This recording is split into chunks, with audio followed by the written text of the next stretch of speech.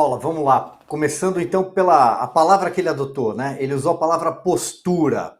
Diz que pega muito mal. O que não pega nada bem é o presidente da Câmara dos Deputados desfilar e se deixar fotografar ao lado do patrono da Beija-Flor, né? A escola de samba que é comandada por um senhor chamado Anis Abraão, ou Anísio Abraão, como é conhecido, que tem 50 anos de condenações, que foi preso 6 vezes e é conhecido como o capo, o banqueiro do jogo do bicho no Rio de Janeiro. Mas o presidente da Câmara dos Deputados, o terceiro homem na linha sucessória da República Brasileira, entende que não tem problema desfilar na Beija-Flor. Aliás, com o dinheiro da Prefeitura de Maceió, cidade administrada pelo seu aliado, JHC, né, o João Caldas, que é filho de um outro ex-deputado, João Caldas também, o nome do pai dele, que andou enrolado na Operação Sanguessuga, lá atrás, bastante conhecido no tapete verde da Câmara dos Deputados. E com dinheiro de emenda parlamentar, disso o Arthur Lira entende, porque ele é o senhor do orçamento. Aliás, parece estar à frente da Câmara dos Deputados,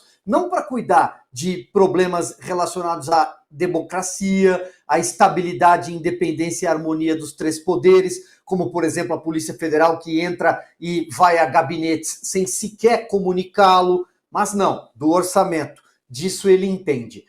Mas a Beija-Flor tem um histórico, nós vamos falar daqui a pouco da Vai-Vai também aqui em São Paulo, mas tem um histórico complicadíssimo e é possível encontrar reportagens de 2015, por exemplo, quando a Beija-Flor foi financiada por uma ditadura africana de Guiné Equatorial, talvez tenhamos até as imagens, tá aí, tá na sua tela, por exemplo. E na época, o carnavalesco responsável, o senhor Fran Sérgio, numa entrevista ao próprio jornal O Globo, que hoje tem uma postura completamente diferente, disse, tá aí na sua tela, que quem, no meio desse financiamento, tinha uma empresa chamada Odebrecht.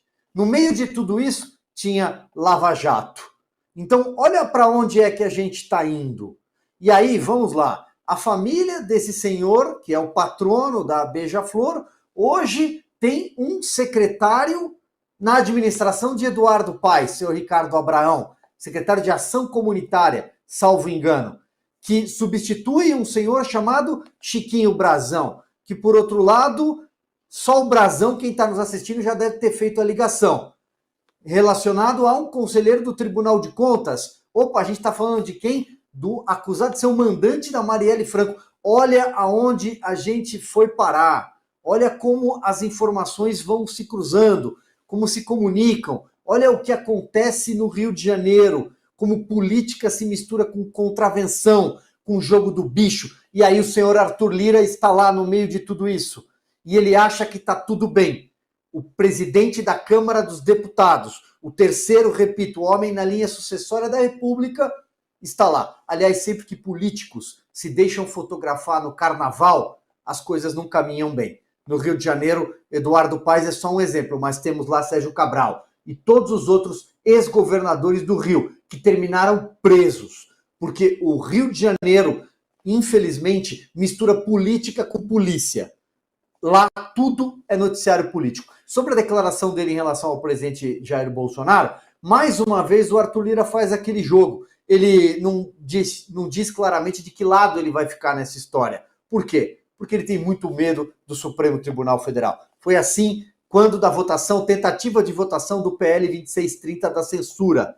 Ele fez a ideia avançar, depois recuou. É assim que ele age.